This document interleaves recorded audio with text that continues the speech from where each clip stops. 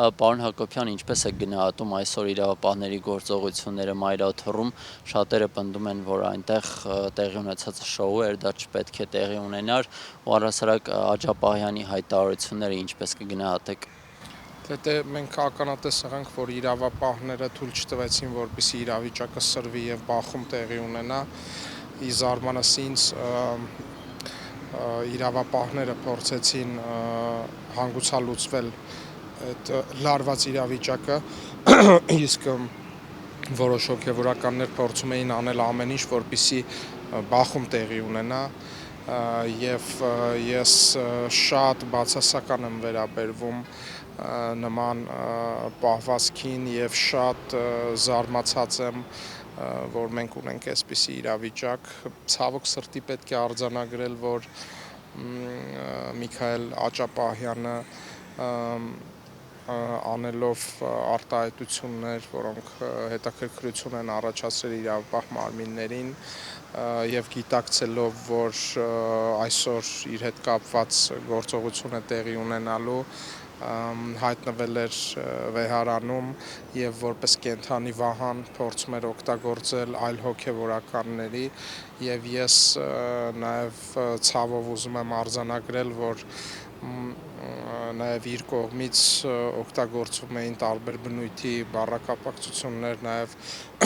հայհոյանք հիշեցնող բան լսեցի, ես չգիտեմ ինչքանով էր, ինձ թվաց, որ ինքը այդ արտահայտությունը արեց եւ ես այս իրադարձությունները կապում եմ նաեւ երեկվա Բագրատ Գալստանյանի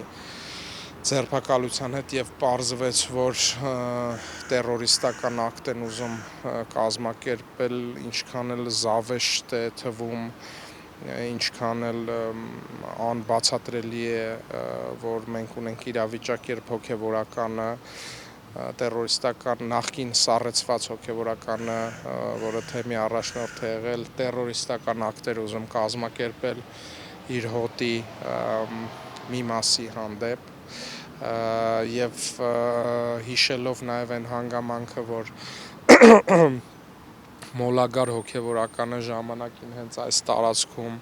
այնպես արեց, որպեսզի քաղաքացու մատեր կտրվեն եւ փորձել էր գրոհով, շտուրմով վերցնել ազգային ժողովը, ես ուզում եմ ասել, որ այն կենտրոնները, ովքեր որ այնպես արեցին, որ որոշ եկեղեցականներ ներգրավեն քաղաքական պրոցեսի մեջ, ամենավատ բանն էր, որ կարելի էր անել եկեղեցու հանդեպ։ Ձեզ սպասվող ահաբեկչությունը ունեցել է կոնկրետ թիրախներ, հատկապես պաշտոնատար անձինք։ Այո, իհարկե, ես վստահ եմ, որ ունեցել է կոնկրետ թիրախներ եւ շնորհակալություն եմ հայտնում ազգային անվտանգության ծառայությանը, որ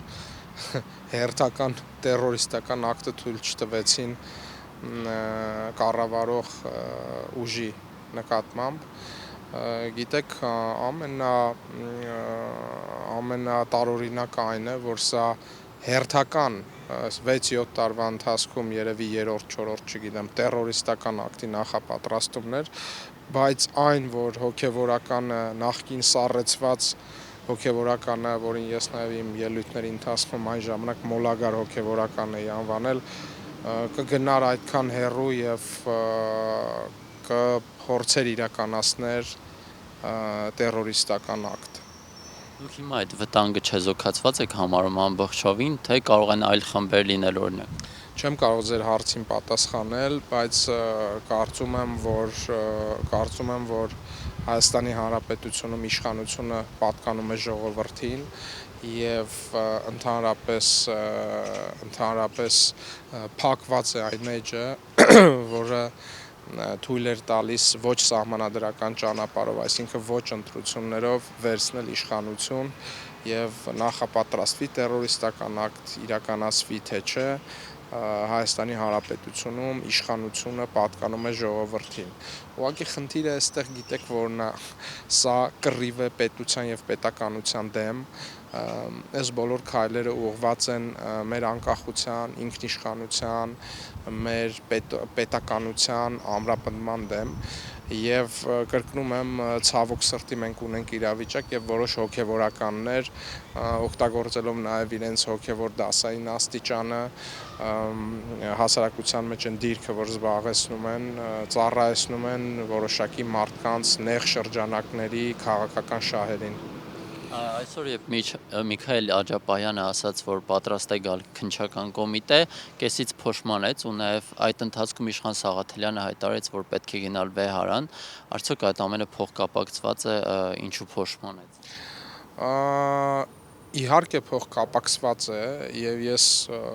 ուղիղ ուզում եմ հայտարարել, որ երեկվա տերորիստական ակտը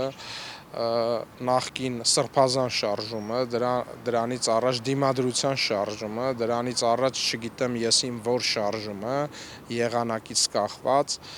միմյանց հետ փոխկապակցված են եւ այսօրվա այս իրավիճակը եւս փոխկապակցված է, սա ցավալի արձանագրում է եւ բայց արձանագրում է, որ մենք պետք է անենք։ Ես ուզում եմ հստակ արձանագրել, որ մենք ունենք բազմաթիվ սրբորեն իրենց ծառայությունը մատուցող հոգևորականներ եւ այստեղ շատ կարեւոր է, որ մենք այս ողջ process-ին չխառնենք բոլորին եւ մեր գնահատականներում մենք պետք է նաեւ մեր հոգևոր իրենց ծառայությունը պատշաճ կատարող եւ իրենց ուխտին սրբորեն հետևող հոգևորականների հանդեպ լինենք հնարավորինս արդարացի եւ հանկարծ չփորձենք ինչքան էլ իրենք ցանկանան բոլորին հոգևոր դասի բոլոր ներկայացուցիչներին ընդգրկել այս պիղծ եւ անպատասխանատու process-ի մեջ մենք պետք է հստակ իմանանք, որ դա այդպես չէ եւ բոլորը չէ, որ ընդգրկված են հակապետական, ապապետական, անպատասխանատու որոշակի մարդասպան խմբի, որը նախկինում եղել է իշխանության, նրանց շահերը սպասարկող շարժման մեջ։ Այսօր քննչական կոմիտեն քրեական վարույթ է նախաձեռնել նաև իրավապահների գործողությունները խանգարելու համար, նաև Գարեգին բներ այնտեղ ու ըստ էության ինքն էլ ինչ որ չափով խանգարեց, որպեսզի Աջապահյանին ձերբակալեն, արդյոք նա մեղսակից չի դառնում այդ գործողությունը։ Ես կարծում եմ այդ գնահատականները պետք է իրավապահները տան եւ սա իրավական գործընթաց է, բայց գիտեք այս process-ի սկիզբը եղել է ընդամենը մի հարց կոնկրետ կաթողիկոսին վերաբերող եղել է ընդամենը մի հարց, արդյոք մենք ունենք հոգևորականներ, որոնք խախտել են կուսակրոնության ուխտը, թե ոչ։ Այլ բան է, որ հերթական անգամ որոշ ստոր ստահակ սրիկաներ եկեղեցին ներգրավվեցին կամ փորձում են ներգրավել քաղաքական process-ի մեջ, անթույլատրելի է, մենք պետք է անենք ամեն ինչ, որպեսզի թացը չորի հետ չխառնվի եւ մենք մեր գնահատականներում կրկնում եմ եւս մեկ անգամ իրենց ուխտը սրբորեն կատարող հոգևորականների հանդեպ պետք է լինենք շատ զուսպ եւ պետք է երբեք չմոռանանք, որ մենք բոլորս հայ առաքելական եկեղեցու հետևորդ ենք եւ կապ չունի թե տվյալ անձը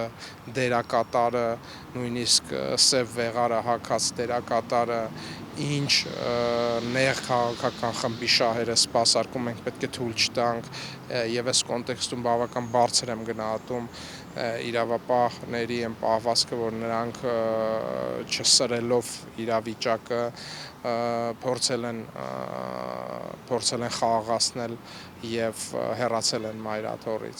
Դեպ տեղեկություն ունեք, ինչ փուլում է կաթողիկոսին հեռացնելու process-ը վարչապետը նախաձեռնել եւ կա կոնկրետ թեկնածու կաթողիկոսի։ Ես վստահ եմ, որ ոչ մի օրենք նաև եկեղեցուն վերաբերող օրենք չպետք է խախտվի եւ ես վստահ եմ, որ ինչ գործընթաց լինելու է օրինականության սահմանադրությանը համապատասխան եւ եկեղեցու օրենքներին համապատասխան եւ ի վերջո կա մի հարց արդյոք խախտվել է կուսակրոնության ուխտը թե ոչ երբ որ մենք կունենանք այս հարցի պատասխանը հստակ ես կարծում եմ դրանից հետո նոր կլինի ինչ-որ այլ process։ Եվ ես խնդրում եմ, չի կարող չլինել պատասխան, որովհետև դրա պատասխանը մենք գիտենք, մենք սպասում ենք պատասխանի, ճիշտ պատասխանի, որովհետև չի կարող լինել սուտ պատասխան, կարող է ուղղակի չլինել արձագանք, որը եւս պատասխան է։ Ես նաև այդ բառակապակցությունը, որ ունեք թեկնածու թե ոչ, ես եւս մեկ անգամ ուզում եմ նշել, որ այն ինչ տեղի ունենալու ունեցել եկեղեցու հետ կապված պետք է լինի եկեղեցական օրենքներին համապատասխան եւ մի քիչ կոպիտ ձևակերպումներ են դրանք, բայց քաղաքական իշխանությունը չունի այնպիսի օրակարգ, ինչ որ մի անձի հետ կապված։ Մենք ունենք օրակարգ հետևյալի մասին, մենք ունենք օրակարգ հայ առաքելական եկեղեցու երթումը, պատգամը խախտած կամ չխախտած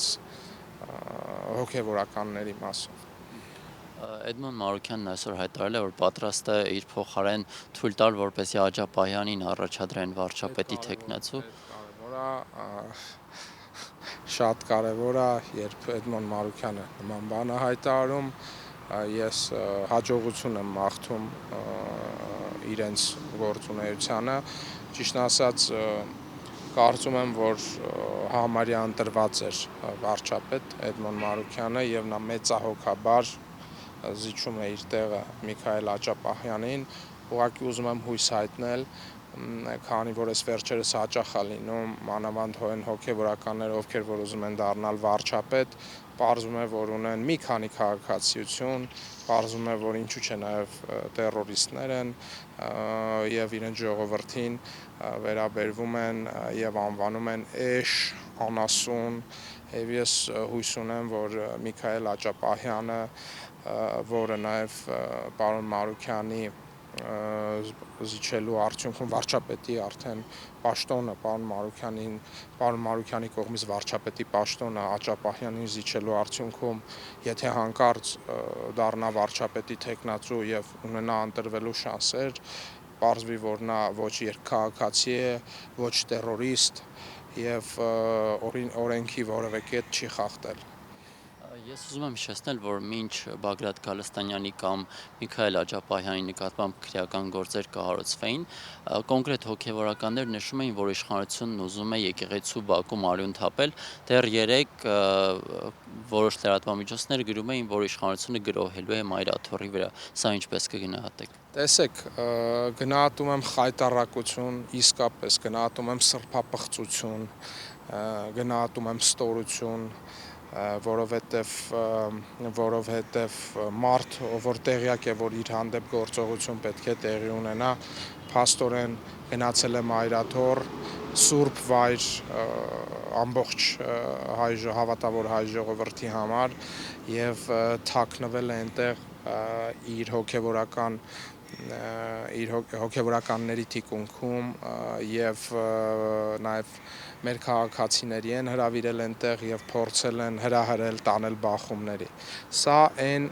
սերիայի շարունակությունն է, որ ընդամենը մի 2 շաբաթ առաջ կամ մի շաբաթ առաջ, երբ Իրան-Իսրայել հակամարտության շրջանակում որոշ վերլուծաբաններ հայտարարում էին, որ հեսա մտնում են Սյունիք,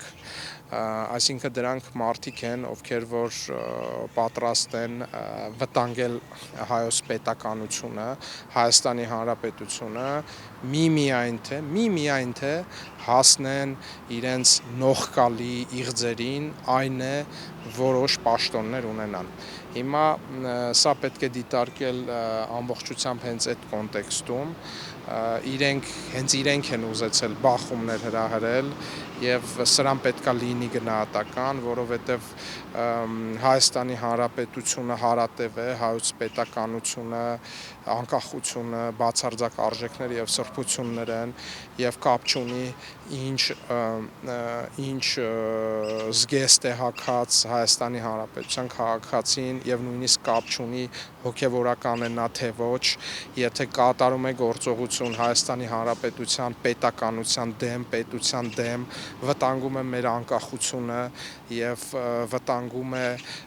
Հայաստանի Հանրապետության հարատեվությունը, նրա հանդեպ գնահատականը պետք է լինի ամենախիստը, ամենադատապարտելին եւ հենց այդ քայլերի արդյունքում է, որ մենք ունենալու ենք եւ պահպանելու ենք Հայաստանի Հանրապետություն։ Այսքանը շնորհակալություն։